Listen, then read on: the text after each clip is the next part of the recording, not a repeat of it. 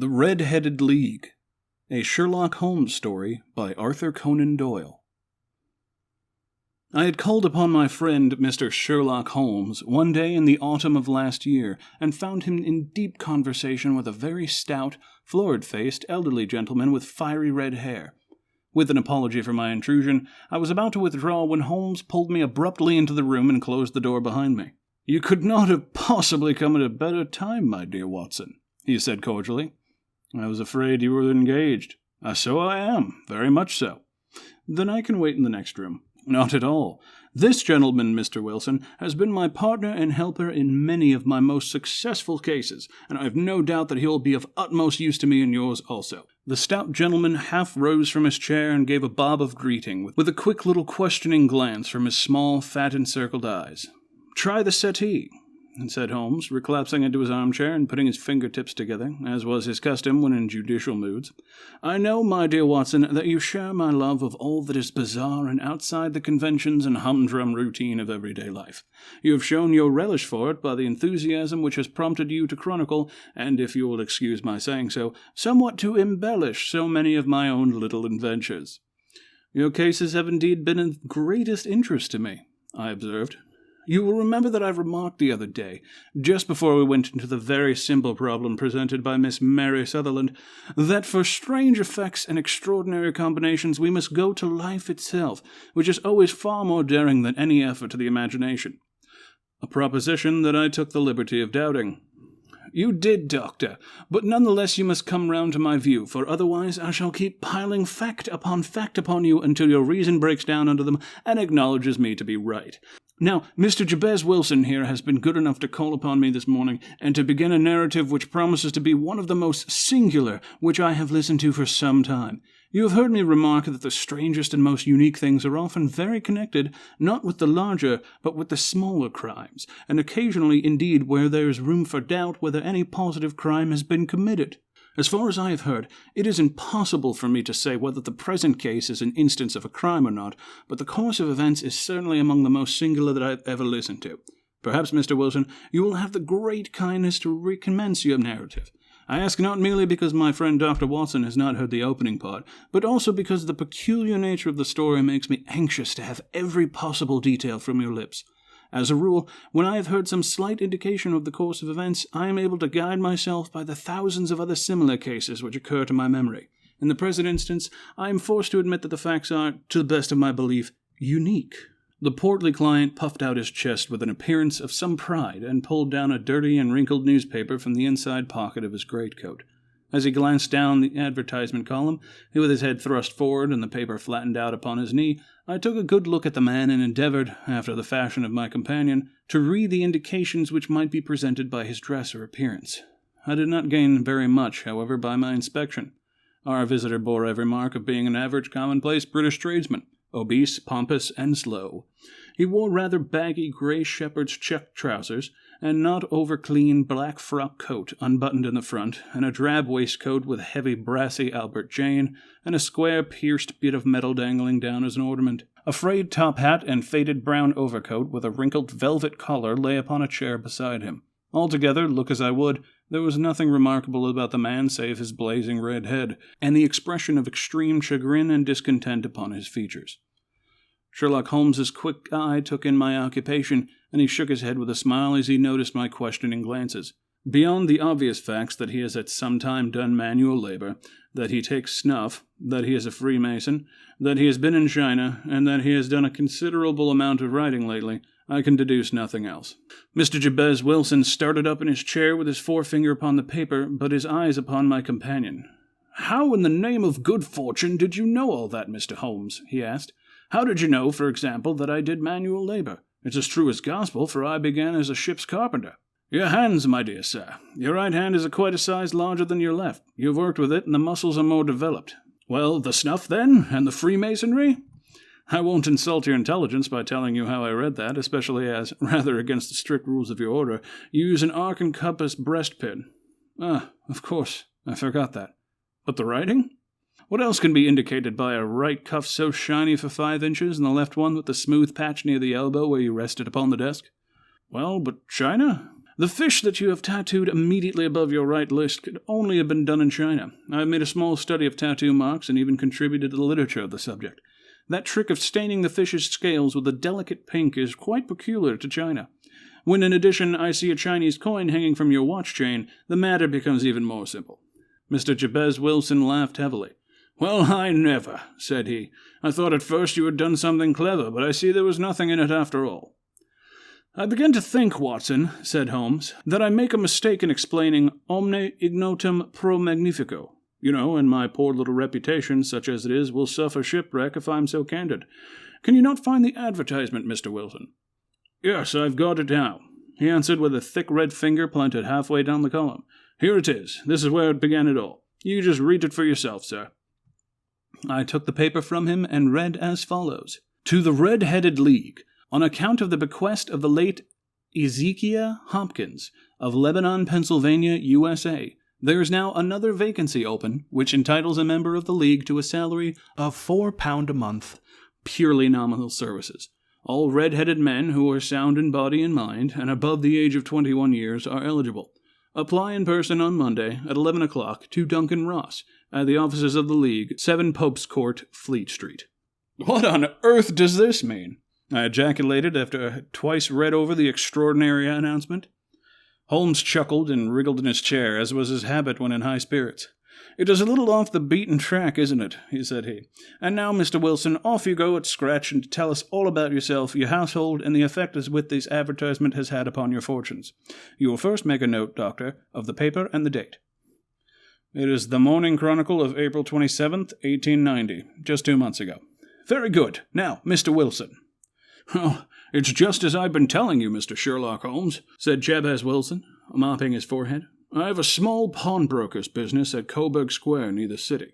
It's not a very large affair, and in his late years has not done more than just give me a living. I used to be able to keep 2 assistants, but now I only keep 1, and I would have a job to pay him, but that he is willing to come for half wages so to learn the business." "What's the name of this obliging youth?" asked Sherlock Holmes. "His name is Vincent Spaulding, and he's not such a youth either. It's hard to say his age. I should not wish a smarter assistant, Mr. Holmes. I should know very well that he could be better himself and earn twice what I am able to give him. But after all, if he's satisfied, why should I put ideas in his head?" "Why, indeed. You seem most fortunate in having an employee who comes under the full market price. It's not common experience among employers in this age. I don't know that your assistant is not as remarkable as your advertisement." "Oh, he has his faults, too," said Mr. Wilson. "Never was such a fellow for photography. Snapping away with a camera when he ought to be improving his mind, then driving down into the cellar like a rabbit into its hole to develop pictures. That is his main fault, but on account he's a good worker. There's no vice in him." "He's still with you, I presume?" "Yes, sir. He and a girl of 14 who does a bit of simple cooking and keeps the place clean. It's all I have in the house, for I am a widower and never had any family. We live very quietly, sir, the 3 of us. We keep a roof over our heads and pay our debts, if we do nothing more. The first thing that put us out was that advertisement. Spaulding, he came down into the office just this day 8 weeks, with this very paper in his hand, and he says, 'I wish to the Lord, Mr. Wilson, that I was a red-headed man.' 'Why is that?' I asks. 'Why,' says he, 'here's another vacancy in the League of the Red-Headed Men. It's worth quite a little fortune to any man who gets it, and I understand there are more vacancies than there are men, so that the trustees are at their wits' end what to do with the money.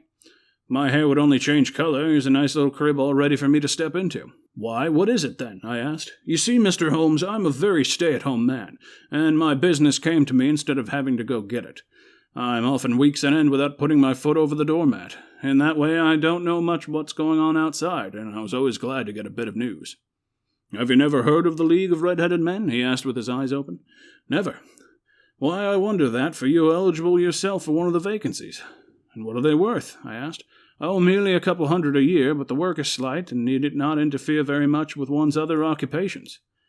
Well, you can easily think that I made me prick up my ears, for the business has not been over good some years, and an extra couple hundred would have been very handy. 'Tell me all about it,' said I.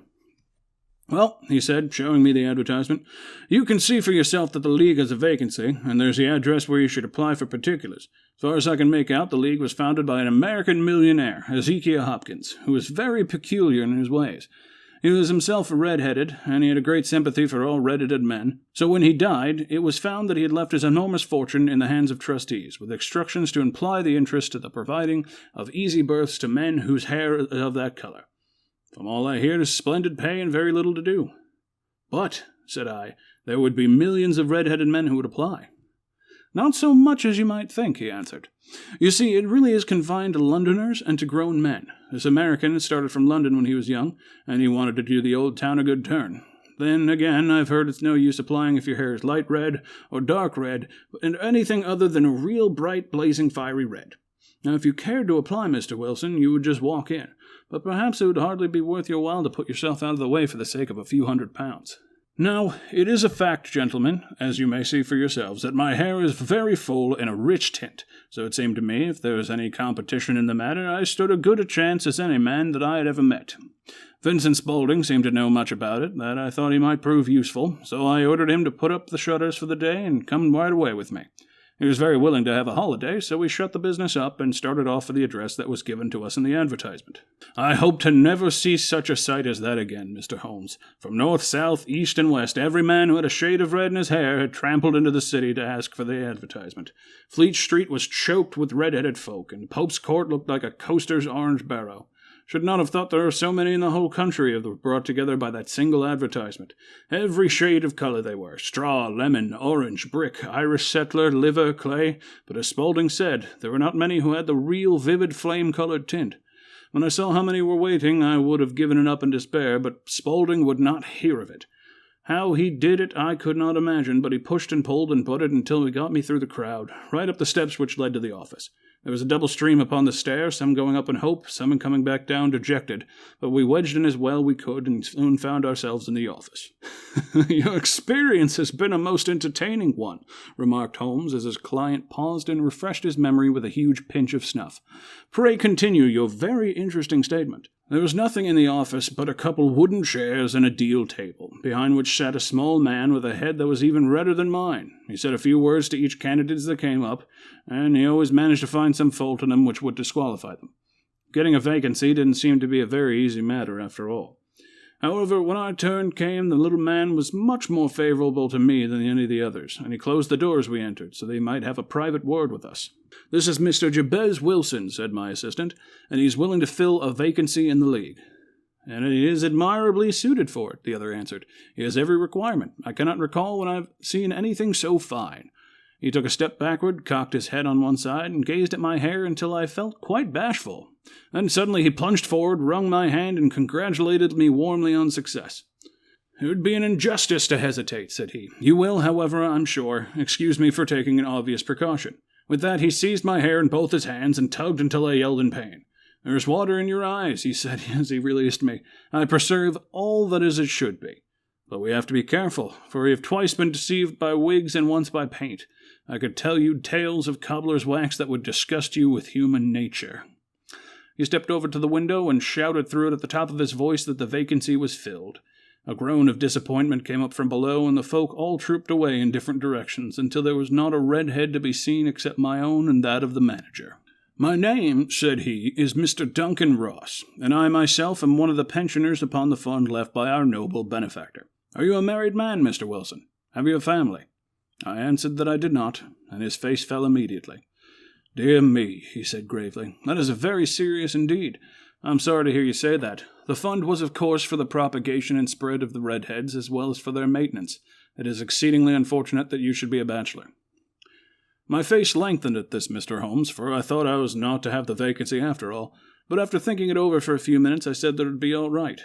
In the case of another, said he, the objection might be fatal, but we must stretch a point in favour of a man with such a head of hair as yours. When shall you be able to enter upon your new duties? Well, it's a little awkward, for I have a business already, said I. Oh, never mind about that, Mr. Wilson, said Vincent Spaulding. I shall be able to look upon it after you. What will be the hours, I asked. 10 to 2. Now, a pawnbroker's business is mostly done of an evening, Mr. Holmes, especially Thursday and Friday evening, which is just before payday, so it would suit me very well to earn a little in the mornings. Besides, I knew that my assistant was a good man, and he would see to everything that turned up. That would suit me very well, said I. And the pay? It is £4 a week. And the work is purely nominal. And what do you call purely nominal? Well, you have to be in the office, at least in the building, the whole time. If you leave, you forfeit your whole position forever. The will is very clear upon that point. You don't comply with the conditions if you budge from the office during that time. It's only 4 hours a day, and I should not think of leaving, said I. No excuse will avail, said Mr. Duncan Ross. Neither sickness, nor business, nor anything else. There you must stay, or you lose your billet. And the work? Is to copy out the Encyclopedia Britannica. There's the first volume of that in the press. You must find your own ink, pens, and blotting paper, but we provide this table and chair. Will you be ready tomorrow? Certainly, I answered. Then goodbye, Mr. Jabez Wilson, and let me congratulate you once more on the important position which you have been fortunate enough to gain. He bowed me out of my room, and I went home with my assistant, hardly knowing what to say or do. I was so pleased at my good fortune. Well, I thought over the matter all day, and by evening I was in low spirits again, for I had been quite persuaded myself that the whole affair must be some great hoax or fraud. Though what its object could be, I could not imagine. It seemed altogether past belief that anyone should make such a will, or that they would pay such a sum for doing anything so simple as copying out the Encyclopedia Britannica.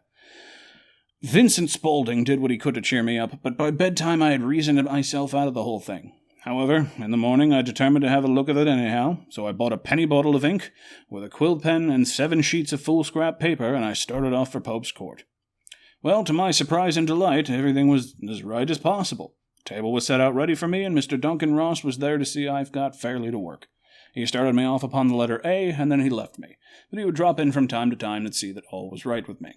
At 2 o'clock he bade me good day, complimented me on the amount that I had written, and locked the door of the office after me. This went on day after day, Mr. Holmes, and on Saturday the manager came in and planked down 4 golden sovereigns for my week's work. It was the same next week, and the same the week after. Every morning I was there at 10, every afternoon I left at 2. By degrees Mr. Duncan Ross took to coming only once of morning, and then after a time he did not come at all. Still, of course, I never dared leave the room for an instant, for I was not sure when he might come, and the billet was such a good one, and suited me so well, that I would not risk the loss of it. 8 weeks passed away like this, and I had written about abbots and archery and armour and architecture in Attica, and hoped with diligence that I might get on to the bees before very long. It cost me something in foolscap, and I had pretty nearly filled a shelf with my writings. And then suddenly the whole business came to an end. To an end? Yes, sir. No later than this morning I went to my work as usual at 10 o'clock, but the door was shut and locked, with a little square of cardboard hammered on the middle of the panel with a tack. Here it is, and you can read it for yourself. He held up a piece of white cardboard about the size of a sheet of notepaper. It read in this fashion: The Red-Headed League is dissolved. October 9th, 1890. Sherlock Holmes and I surveyed this curt announcement and the rueful face behind it until the comical side of the affair so completely overtopped every other consideration that we both burst out into a roar of laughter. "I cannot see there's anything very funny," cried our client, flushing up to the roots of his flaming head. "If you could do nothing better than laugh at me, I can go elsewhere." "No, no," cried Holmes, shoving him back from the chair which he had half risen. "I really wouldn't miss your case for the world. It is most refreshingly unusual, but there is, if you'll excuse my saying so, something a little funny about it.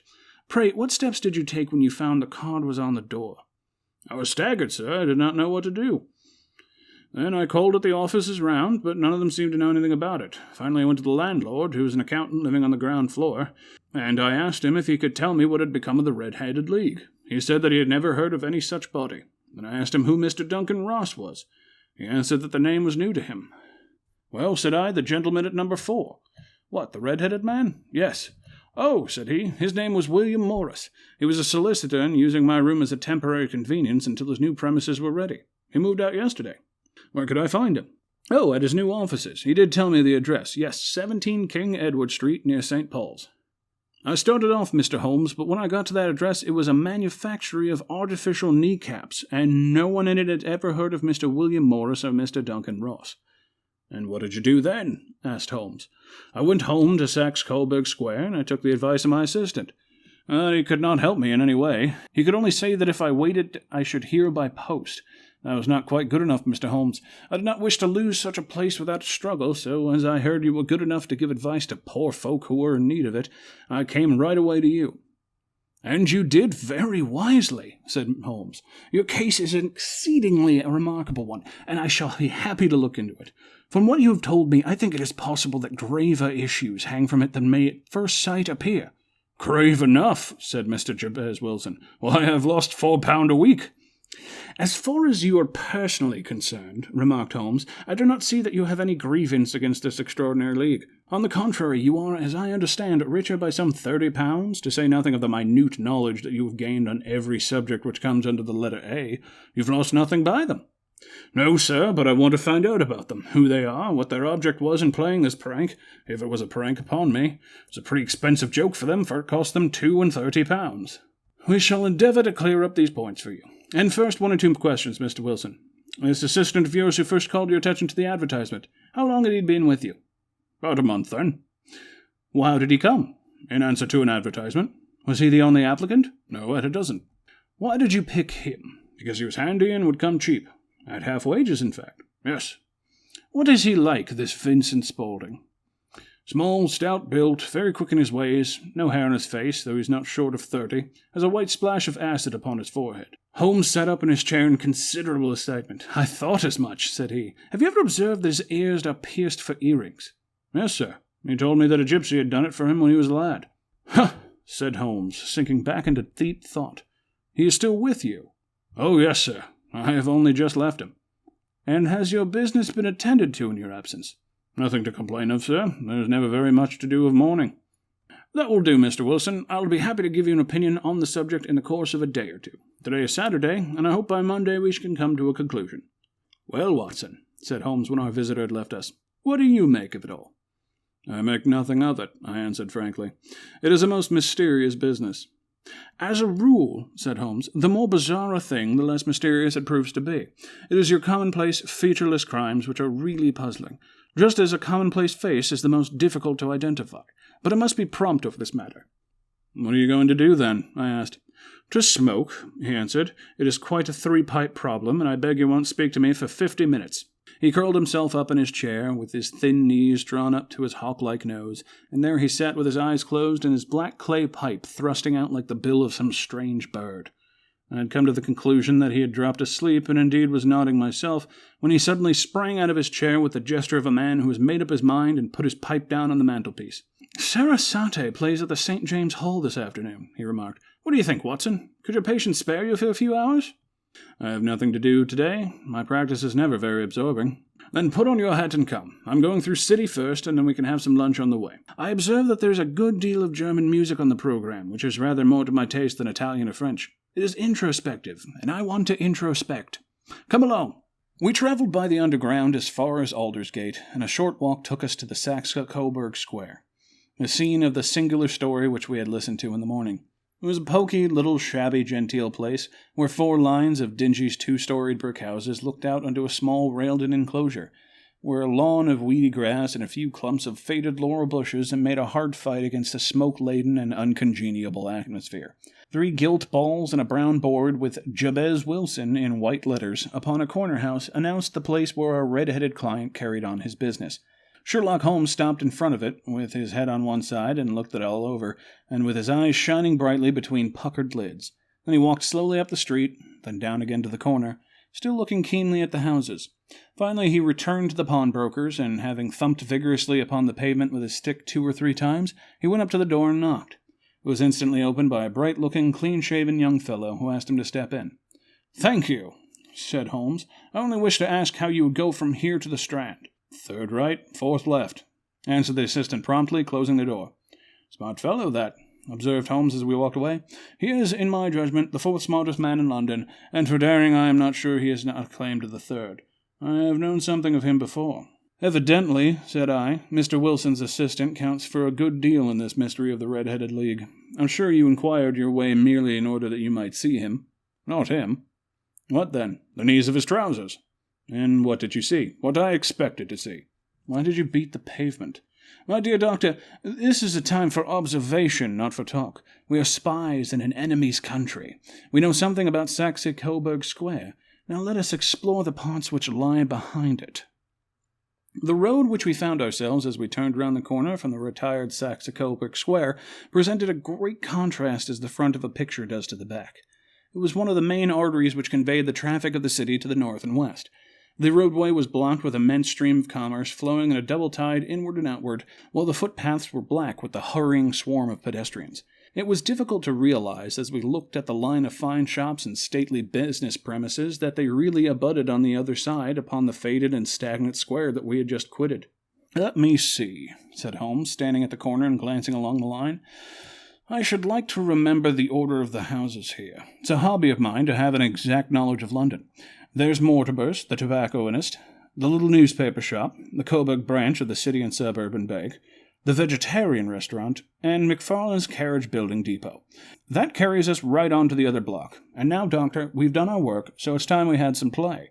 A sandwich and a cup of coffee, then off to Violin Land, where all is sweetness and delicacy and harmony, and there are no red-headed clients to vex us with their conundrums." My friend was an enthusiastic musician, being himself not only a very capable performer, but a composer of no ordinary merit.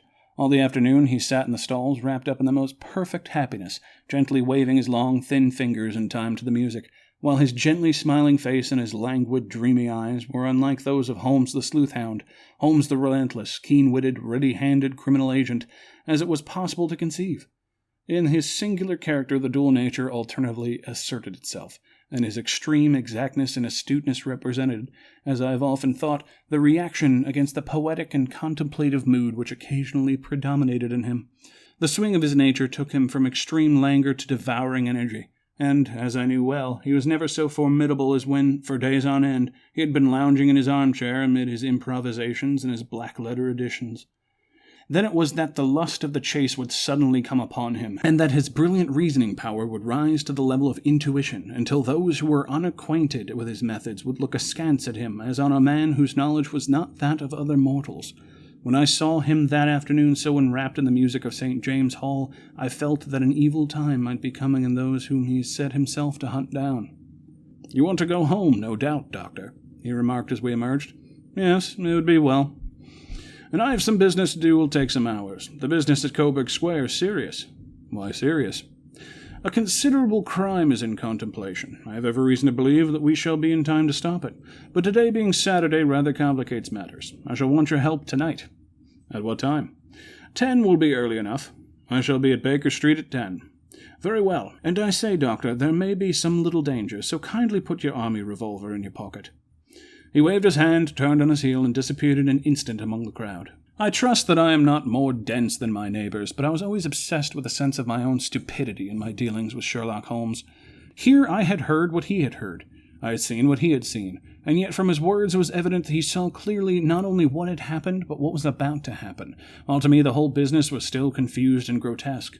When I drove home to my house in Kensington, I thought over it all, from the extraordinary story of the red-headed copier of the encyclopedia down to the visit to Saxe Coburg Square and the ominous words which he parted from me. What was this nocturnal expedition, and why should I go armed? Where were we going, and what were we to do? I had the hint from Holmes that the smooth-faced pawnbroker's assistant was a formidable man, a man who might play a deep game. I tried to puzzle it out, but gave up in despair and set the matter aside until night should bring an explanation. It was 9:15 when I started from home and made my way across the park, and so through Oxford Street to Baker Street. 2 hansoms were standing over the door, and as I entered the passage I heard the sound of voices from above. On entering his room I found Holmes in animated conversation with 2 men, one of which I recognized as Peter Jones, the official police agent, while the other was a long, thin, sad-faced man, with a very shiny hat and oppressively respectable frock-coat. "Ha! Our party is complete," said Holmes, buttoning up his pea-jacket and taking his heavy hunting crop from the rack. "Watson, I think you know Mr. Jones of Scotland Yard. Let me introduce you to Mr. Merryweather, who is to be our companion in tonight's adventure." "We're hunting in couples again, Doctor, you see," said Jones in his consequential way. "Our friend here is a wonderful man for starting a chase. All he wants is an old dog to help him do the running down." "I hope a wild goose may not prove to be the end of our chase," observed Mr. Merryweather gloomingly. "You may place considerable confidence in Mr. Holmes, sir," said the police agent loftily. "He has his own little methods, which are, if you don't mind my saying so, just a little too much theoretical and fantastic, but he has the makings of a detective in him. There's not too much to say that once or twice, as in the business of the Sholto murder and the Agra treasure, he has been more nearly correct than the official force." "Oh, if you say so, Mr. Jones, it is all right," said the stranger with deference. "Still, I confess that I miss my rubber. It is the first Saturday night for 27 years that I have not had my rubber." "I think you'll find," said Sherlock Holmes, "that you will play for a higher stake tonight than you have ever done, and that the play will be more exciting. For you, Mr. Merryweather, the stake will be £30,000, and for you, Jones, it will be the man upon whom you wish to lay your hands. John Clay, the murderer, thief, smasher, and forger. He's a young man, Mr. Merryweather, but he is at the head of his profession, and I would rather have my bracelets on him than any criminal in London. He's a remarkable man, as is John Clay. His grandfather was a royal duke, and he himself has been to Eton and Oxford. His brain is as cunning as his fingers, and though we meet signs of him at every turn, we never know where to find the man himself. He'll crack a crib in Scotland one week and be raising money to build an orphanage in Cornwall the next. I've been on his track for years, and have never set eyes on him yet. I hope that I may have the pleasure of introducing you tonight. I've had one or two little turns with Mr. John Clay, and I agree with you that he is at the head of his profession. It's past 10, however, and quite time that we started. You two take the first hansom, Watson and I will follow in the second." Sherlock Holmes was not very communicative during the long drive, and lay back in the cab hunting the tunes in which he had heard in the afternoon. We rattled through an endless labyrinth of gaslit streets until we emerged on Farrington Street. "We are close there now," my friend remarked. "This fellow Merryweather is a bank director, and personally interested in the matter. I thought it well to have Jones with us also. He's not a bad fellow, though an absolute imbecile in his profession. He has one positive virtue. He is as brave as a bulldog, and as tenacious as a lobster if he gets his claws upon anyone.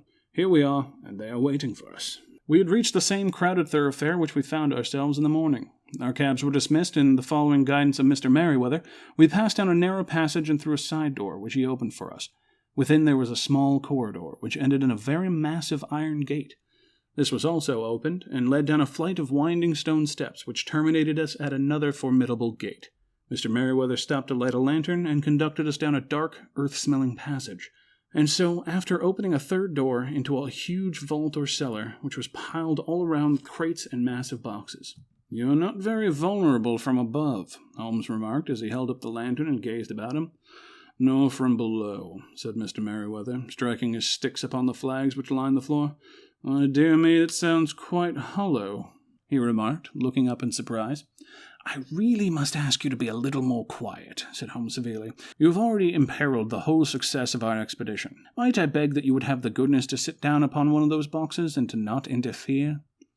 The solemn Mr. Merryweather perched himself upon a crate, with a very injured expression upon his face, while Mr. Holmes fell to his knees upon the floor, and with the lantern and magnifying glass began to examine minutely the cracks between the stones. A few seconds sufficed to satisfy him, for he sprang to his feet again and put his glass in his pocket. "We have at least an hour before us," he remarked, "for they can hardly take any steps until the good pawnbroker is safely in bed. Then they will not lose a minute, for the sooner they do their work, the longer time they will have for their escape. We are at present, Doctor, as no doubt you have divined, in the cellar of the City branch of one of the principal London banks. Mr. Merryweather is the chairman of directors, and he will explain to you that there are reasons why more daring criminals of London should take a considerable interest in this cellar at the present." "It is our French gold," whispered the director. "We have had several warnings that an attempt might be made on it." "Your French gold?" "Yes. We had on occasion some months ago to strengthen our resources, and borrowed for that purpose 30,000 Napoleons from the Bank of France. It has been known that we have never had the occasion to unpack the money, and that is still lying in our cellar. The crate upon which I sit contains 2,000 Napoleons packed between layers of lead foil. Our reserve of bullion is much larger at present than is usually kept in a single branch office, and the directors have had misgivings upon the subject." "Which were very well justified," observed Holmes. "And now it is time we arranged our little plans. I expect within an hour matters will come to a head. In the meantime, Mr. Merryweather, we must put the screen over that dark lantern." "And sit in the dark?" "I'm afraid so. I had brought a pack of cards in my pocket, and I thought that, as we are a party carré, you might have your rubber after all. But I see that the enemy's preparations have gone so far we cannot risk the presence of a light. And first of all, we must choose our positions. These are daring men, and though we shall take them at a disadvantage, they may do us some harm unless we are careful. I shall stand behind this crate, and you do conceal yourself behind those. Then, when I flash a light upon them, close in swiftly. If they fire, Watson, have no compunction about shooting them down." I placed my revolver cocked upon the top of the wooden case behind which I crouched. Holmes shot the slide across the front of his lantern and left us in pitch darkness. Such an absolute darkness as such I have never before experienced. The smell of hot metal remained to assure us that the light was still there, ready to flash out at a moment's notice.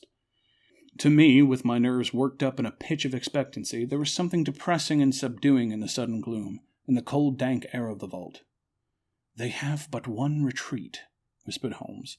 "That is back through the house into Saxe-Coburg Square. I hope you have done what I've asked you, Jones. I have an inspector and 2 officers waiting at the front door. Then we have stopped all the holes, and now we must be silent and wait." What a time it seemed! From comparing notes afterwards, it was but an hour and a quarter, yet it appeared to me as the night must have gone, and the dawn be breaking above us. My limbs were weary and stiff, for I feared to change my position, yet my nerves were worked up to the highest pitch of tension. My hearing was so acute that I could not only hear the gentle breathing of my companions, but I could distinguish the deeper, heavier in-breath of the bulky Jones from the thin, sighing note of the bank director. From my position I could look over the case in the direction of the floor. Suddenly my eyes caught the glint of light. At first it was but a lurid spark upon the stone pavement. Then it lengthened out until it became a yellow line, and then, without any warning or sound, a gash seemed to open and a hand appeared, a white, almost womanly hand, which felt about in the center of the little area of light. For a minute or more the hand and its writhing fingers protruded out of the floor. Then it was withdrawn as suddenly it had appeared, and all was dark again, save the single lurid spark which marked a chink between the stones. Its disappearance, however, was but momentary. With a rending, tearing sound, one of the broad white stones turned over on its side and left a square, gaping hole, through which streamed the light of a lantern. Over the edge there peeped a clean-cut, boyish face, which looked about keenly, and then, with a hand on either side of the aperture, drew itself shoulder-high and waist-high until one knee rested on the edge. In another instant he stood at the side of the hole and was hauling after him a companion, lithe and small like himself, with a pale face and a shock of very red hair. "It's all clear," he whispered. "Have you the chisel and the bags?" "Great Scott! Jump, Archie, jump, and I'll swing for it." Sherlock Holmes had sprung out and seized the intruder by the collar. The other dived down the hole, and I heard the sound of rending cloth as Jones clutched at his skirts. The light flashed upon the barrel of a revolver, but Holmes' hunting crop came down on the man's wrist and the pistol clinked on the stone floor. "It's no use, John Clay," said Holmes blandly. "You have no chance at all." "So I see," the other answered with the utmost coolness. "I fancy that my pal is all right, though I see you've got his coat-tails." "There are 3 men waiting for him at the door," said Holmes. "Oh, indeed. You seem to have done the thing very completely. I must compliment you." "And I you," Holmes answered. "Your red-headed idea was very new and effective." "You'll see your pal again presently," said Jones. "He's quicker at climbing down holes than I am. Just hold out while I fix the derbies." "I beg that you will not touch me with your filthy hands," remarked our prisoner as the handcuff clattered on his wrists. "You may not be aware I have royal blood in my veins. Have the goodness also, when you address me, to always say sir and please." "All right," said Jones with a stare and a snigger. "Well, would you please, sir, march upstairs, where we can get a cab to carry your highness to the police station?" "That's better," said John Clay serenely, and made a sweeping bow to the 3 of us and walked quietly off in the custody of the detective. "Really, Mr. Holmes," said Mr. Merryweather as we followed them from the cellar, "I do not know how the bank can thank or repay you. There's no doubt you have detected and defeated in the most complete manner one of the most determined attempts at bank robbery that I have ever come to in my experience." "I have had 1 or 2 little scores of my own to settle with Mr. John Clay," said Holmes. "I have been at some small expense over this matter, which I shall expect the bank to refund, but beyond that I am amply repaid by having had an experience which is in many ways unique, and by hearing the very remarkable narrative of the Red-Headed League. You see, Watson," he explained in the early hours of the morning as we sat over a glass of whiskey and soda in Baker Street, "it was perfectly obvious from the first and only possible object of this fantastic business of the advertisement of the League and the copying of the encyclopedia must be to get this not over-bright pawnbroker out of the way for a number of hours every day. It was a curious way of managing it, but really it would be difficult to suggest a better. The method was no doubt suggested to Clay's ingenious mind by the color of his accomplice's hair. The £4 a week was a lure which must draw him, and what was it to them, who were playing for thousands? They put in the advertisement, one rogue has the temporary office, the other rogue incites the man to apply for it, and together they managed to secure his absence every morning in the week. From the time I heard of the assistant having come for half wages, it was obvious to me he had some strong motive for securing the situation." "But how could you guess what the motive was?" Had there been women in the house, I would have suspected a mere vulgar intrigue. That, however, was out of the question. The man's business was a small one, and there was nothing in his house which could account for such elaborate preparations, and as such an expenditure as they were at. It must, then, be something out of the house. What could it be? I thought of the assistant's fondness for photography and his trick of vanishing into the cellar. The cellar. There was the end of this tangled clue. Then I made my inquiries as to this criminal in London. He was doing something in the cellar, something which took many hours a day for months on end. What could it be once more? I could think of nothing save that he was running a tunnel to some other building.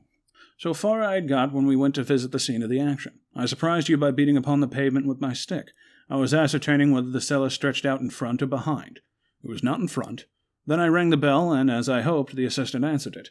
We have had some skirmishes, but we have never set eyes on each other before. I hardly looked at his face. His knees were what I wished to see. You must yourself have remarked how worn, wrinkled, and stained they were. They spoke of those hours burrowing. The only remaining point was what they were burrowing for. I walked around the counter, saw the City and Suburban Bank abutted on our friend's premises, and felt that I'd solved my problem.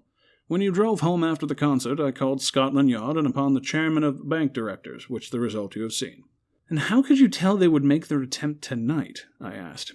Well, when they closed their league offices, it was a sign they cared no longer about Mr. Jabez Wilson's presence. In other words, they had completed the tunnel. But it was essential that they should use it soon, as it might be discovered, or the bullion might be removed. Saturday would suit them better than any other day, as it would give them 2 days for their escape. For all the reasons I expected them to come tonight. You reasoned it out beautifully, I exclaimed in unfeigned admiration. It is so long a chain, and yet every link rings true. It saved me from ennui, he answered, yawning. Alas, I already feel it closing in upon me. My life is spent in one long effort to escape from the commonplaces of existence. These little problems help me to do so. And you are a benefactor of the race, said I.